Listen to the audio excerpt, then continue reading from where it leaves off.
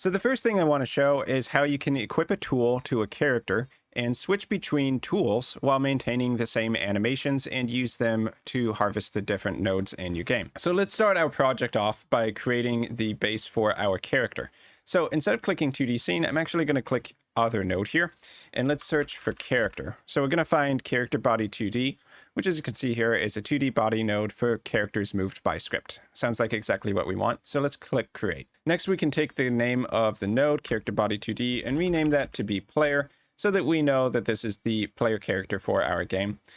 Now, before we go further, let's actually save this scene inside of our project so that we can reuse it anywhere we need and we don't lose our work. So I'm going to hit Control S to save our player scene. This is the root of our project. So let's create a new folder, and I will call this new folder characters to store all of the characters, whether that's an enemy or a player character inside of our game. Click OK, and let's save player.tscn inside of here. So now in the file system, if you open up the characters folder, you should be able to see our player.tscn scene. And anytime you want to edit it, you can just double click on it and open it up. So our player scene obviously is going to need more than just this character body 2D, which handles the physics. We want to actually be able to show a sprite inside of our character as well. So let's right click on the player node, do add child node, and let's look for sprite 2D. So this sprite 2D node will be the base body of our character. So I'm actually just going to rename with F2, and I'm going to call this sprite 2D node body to be more specific on what it actually is. So now if we open up Art Gatherer's exterior characters, we should be able to find the animations for our characters separated into their own individual sprite sheets. So let's start by taking gathererswingdown.png, and I'm going to drag this into texture. So as you can see, this has 3 frames of animation, and they look quite blurry right now. So to fix the blurriness for the rest of the game, let's go to Project, Project Settings, go down to Rendering, Textures, and where we have Default Texture Filter, change that to Nearest and hit Close. So now the pixel art should render correctly in our game. Next, we want to take these frames and turn them into an animation. So let's right click on player and add another child node, and we're going to look for animation player. So let's create that. And this will open up the animation window at the bottom. So click on the animation button, go to new animation, and let's name the first animation. We'll say swing down and click OK. So first we need to slice up the sprite sheet. So I'm going to click on the body node. Let's go to animation. And for H frames, I'm going to set that to 3 because there's 3 frames here. So 3 frames going horizontally, 1, 2, 3, means we change H frames to 3. So now the sprite sheet has been set into 3 separate chunks. And I want to make sure that when this animation starts, that this H frames value is keyframed at the start so that it will automatically be set in this sprite node. So click on the keyframe button, and you'll see this as long as you have the animation window up down here. So click on keyframe and then click create for new tracks. And if we look down in our animation window, you should see the keyframe with H frames set to 3 here. So that means when our animation gets to this point, H frames is going to be set to 3 on our body sprite 2D node. Okay, next, let's click on body again, and let's add in the frames. So we're going to start with frame 0 from our sprite sheet and then add 1 and 2 in. Before we do that, we want to change the snap on our animation to 0.2, since these animations were set up to be 5 frames per second. So 0.2 seconds means you get 5 frames in 1 second. Now that that snapping's done, if we click on the keyframe add button for animation frame, we'll get the confirmation to add a new property and add the key. So hit create. And immediately after that, frame will jump to 1. And you'll see that the snapping of our animation moved to 0.2 seconds. So every 0.2 seconds, it's going to snap and we can set new keyframes. So to automatically add the second one in, frame is already set to 1. So we want to keyframe that. So just click on add keyframe. And then we'll have frame 2. And we click on this again for our 0.4 seconds part of the animation. So now we have these 3 frames. We're going to change the timing of our animation to be 0.6 seconds. So over here on the right, type in 0.6, and we don't need looping for this animation, so you don't need to toggle this on or anything. But if we hit play, we should be able to see our swing down animation.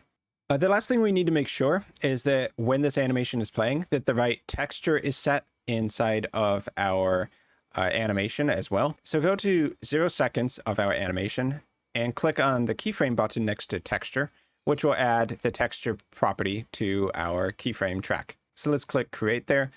And this now means that it will switch to putting this as the active texture in our body so that we're actually showing the right animation. H frames slices it up to the right number of frames, and then these are the frames that we're actually playing. And those should be the three things we have to have for our body sprite 2D. The next thing I want to do for this animation is to make it so that we have a tool in the character's hand. So we're going to need to add extra nodes to our player. And we'll actually make this a separate saved scene inside of our project. So we could actually add it to other characters as well. But let's start by right-clicking on player. I'm going to add a child node. Let's look for node 2D. And I'm going to rename this to be, let's say, hand equip, as in the item that we have currently equipped to our character's hand. Now, under the hand equip, I'm going to right-click add a child node, and let's get a sprite 2D. And then let's also right-click on hand equip, add a child node, and I'll look for a area 2D node. So this is a node for detection. So we could use this as, let's say, a hitbox. So when our character swings a pickaxe or a hammer or something, it can damage a resource node. Or we could do basically the same thing with a sword if we were trying to attack an enemy later on. So let's create this area 2D under the hand equip. And our area 2D is going to need some kind of collision shape so that it knows where to detect other objects. So I'm going to right click inside of this, add a child node, and then let's look for a collision shape 2D. In inspector for shape, I'm going to change the shape to, let's just say, a rectangle shape for right now. And for the sprite 2D node, let's actually show a tool. So in the Gather's exterior pack, I'll open up tools and let's just drag axe copper PNG into the texture there. To make sure that the axe actually renders on top of the area 2D, I'll just drag the area 2D above the sprite 2D. So that's just the default rendering order there. Whatever's in bottom is going to show on top. And this makes it a little bit easier to actually see our axe. Now let's also shrink the area 2D size. So I'm going to go into the area 2D collision shape and let's shrink this to basically match the size and shape of the axe head. So something like right around there should be pretty good for our axe detection area. Okay, so now let's add in animation keyframe values for the tool itself inside of our swing down animation. So we can actually animate multiple sprites at the same time in one animation. So for equip sprite, what I'm going to do here is rather than enabling flip H for the offset, which you can see flips the sprite, but it doesn't actually change the positions of child nodes like the area 2D, which causes us a bit of a position issue. So what I'll do instead is I'll take the equip sprite, we'll go to node 2D in the inspector, turn off the link between scale X and Y, and take the scale X and set that to -1. Which is going to flip it from right to left. So we're going to want to keyframe that value inside of our animations. So click on the keyframe button to add the scale property to our track. And now our animation will have the axe facing the left, but also it changes the position of the area 2D, which helps us out. Next, let's position our equip sprite over here to the hand of the character. And I'll add a track for the position as well. And let's lastly do rotation. So create the keyframe for rotation. Now that we have these properties in, if we want to automatically have those update whenever we set it to a new value at a different keyframe or in this existing one, we can click on this REC record button at the top of our 2D window. So auto insert keys when objects are translated, rotated, or scaled. Toggle that on. Now let's go to 0.2 seconds. And we can change the values of our scale, rotation, and position, and it will automatically keyframe in the animation for us. So if I just drag the position of our axe up to here, you'll see that the position keyframe is added. I'll hit E to go to rotate mode, and now we can rotate this sprite down like this. Hold Control down if you want it to snap to 15-degree increments. And let's get it to be something like there, -180 degrees. I'll hit W to go to move mode, and let's position it into the character's hand once again. Okay, so let's go to 0.4 seconds now, and make sure you're clicking on the equip sprite still. And with record mode enabled, let's go to E for rotate mode and rotate our sprite downwards. I can hold Control to snap it to different increments if I want that to be a little more precise. And then let's hit W to go to move mode, and move the position of our X down here so that it ends up roughly right in front of where our character is standing. Maybe we even want to go a little further than that. And I can hit E to go to rotate mode. Let's rotate it a little bit over here and just kind of, to keep changing the position. Okay, and something like that looks good. This should be a good hitbox for in front of the character. So we can go with that for right now. Okay, now we want to test our animation. So go to 0 seconds in our animation and hit play.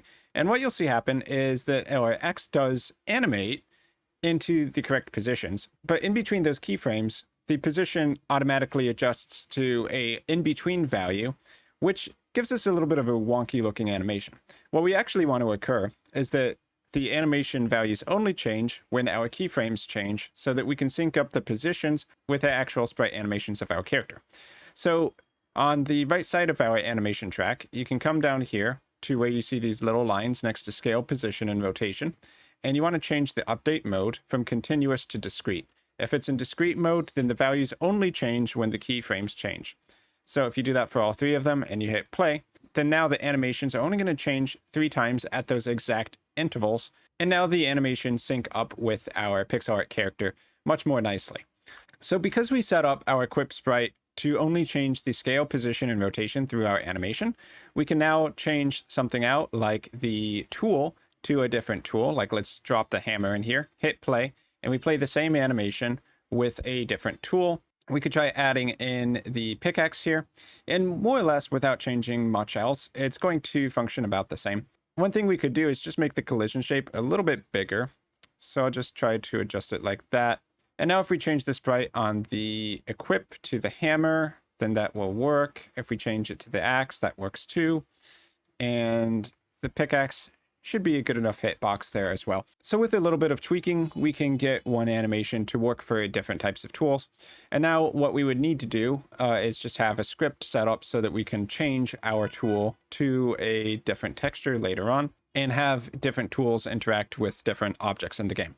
For instance, a axe is probably going to harvest trees, but a pickaxe would harvest ore or stone from a rock. Let's make another animation for right now. I'm going to click on animation new. And let's do idle down. Okay, so for idle down here, we want to go to the body and we're going to change the animation set in the texture here. So let's go to characters and let's look for the walk down animation. So for our idle, we're just going to use the first frame of walk down. So let's drag that in there. We're going to set the texture, keyframe that in our idle animation track. So let's create that texture. For H frames, there's 4 frames here. So 4 for H frames, keyframe that, hit create, and then keyframe frame 0 in our animation. For this animation, we can just take the duration to, let's say, 0.2 seconds. I'll take snapping and make that 0.2 seconds just for consistency. We can hit play. And that is going to be our animation, where basically the character just stands there. So now we should also keyframe the position of our equip sprite so that when our character is idling down, the sprite is still in the correct position. So let's hit W to move our sprite and position it into where our hand should hold the sprite. So I'm going to keyframe position here. Let's keyframe rotation as well and scale as well. So just to be consistent between all of our animations, we'll just keyframe position, rotation, and scale to something for each of our animations.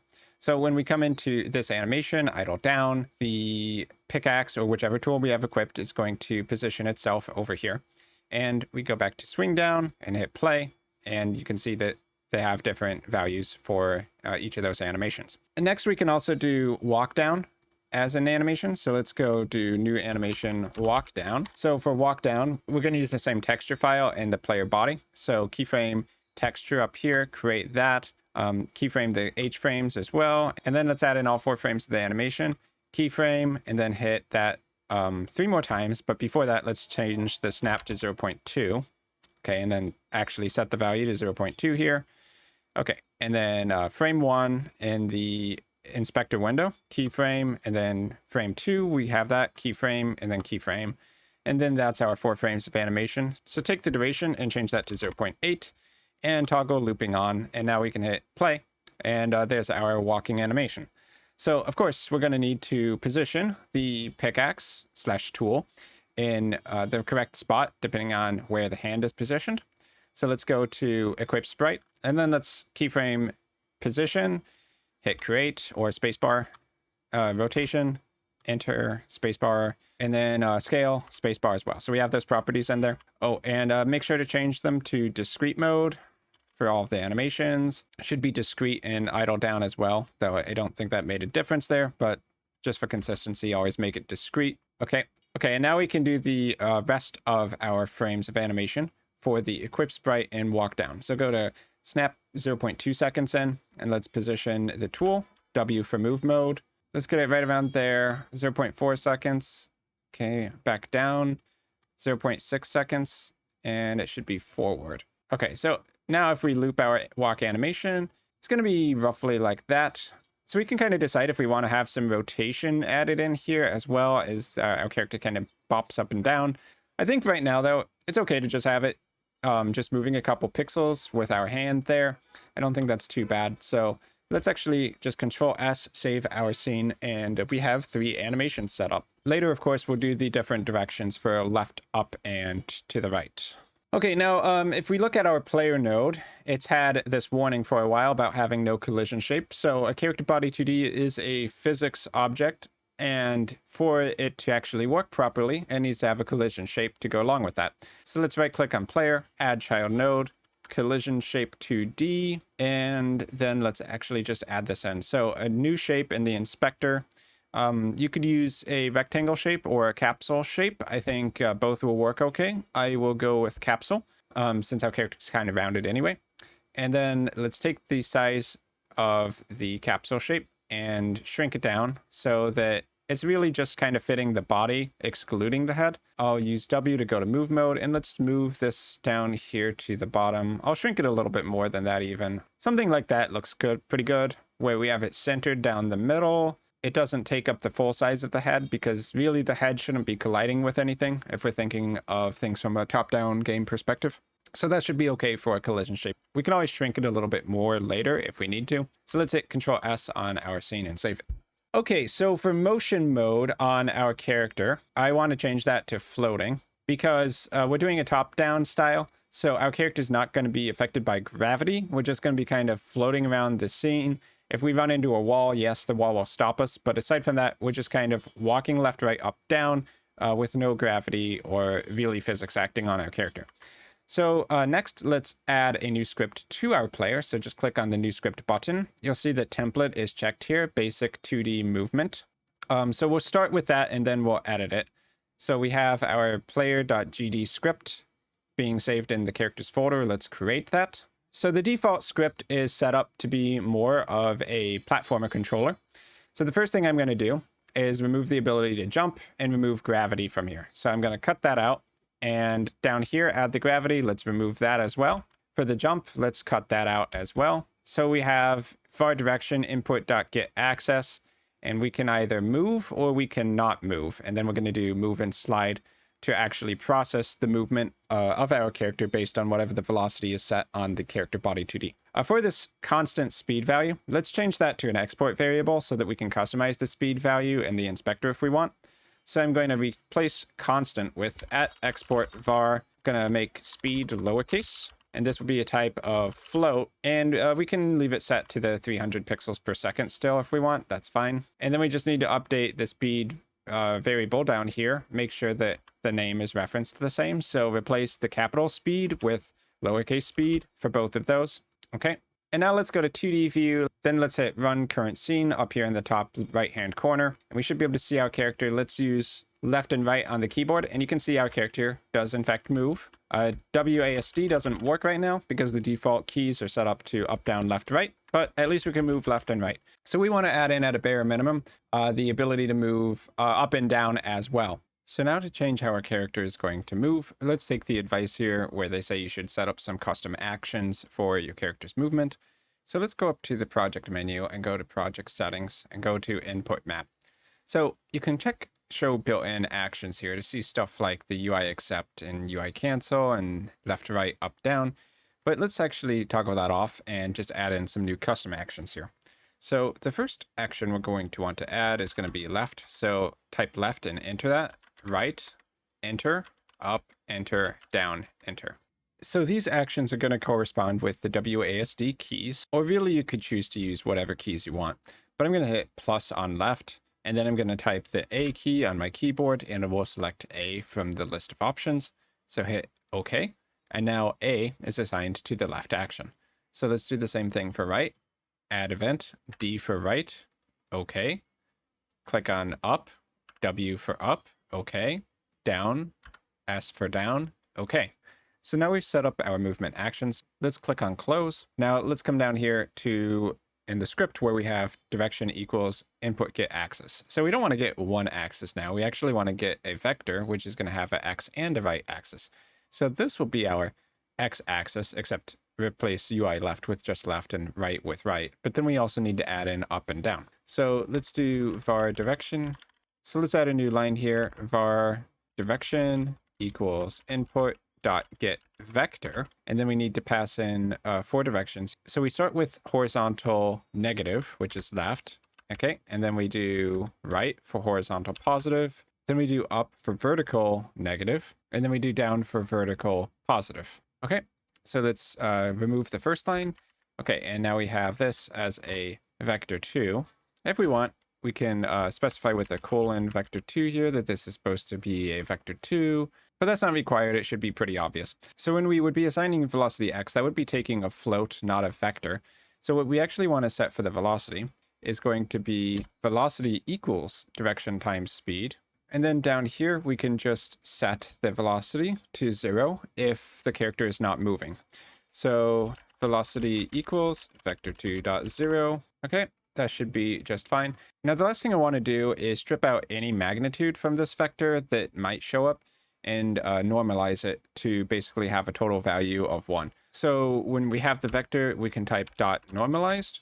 So we can do dot normalized on a vector to make it have a magnitude of 1. Okay, and we can get rid of these comments up here. Well, actually, I'll replace it with move in for directions. And if this works, that should probably be all we need to do for getting our character to move around up, down, left, right. So let's go out to our scene, and then let's hit the run current scene button and use WASD to move our character around the scene. So as you can see, we can move just fine now. But obviously, our character scale is really small, being pixel art and all. So let's change our window settings. Let's go up to Project Settings, and go to the General tab, Window. And I'm going to take the scale here on Stretch and change that to 4. Now we click Close, run the scene again. And as you can see, the character is much bigger on the screen now, and that should be a bit more appropriate to what we're looking for.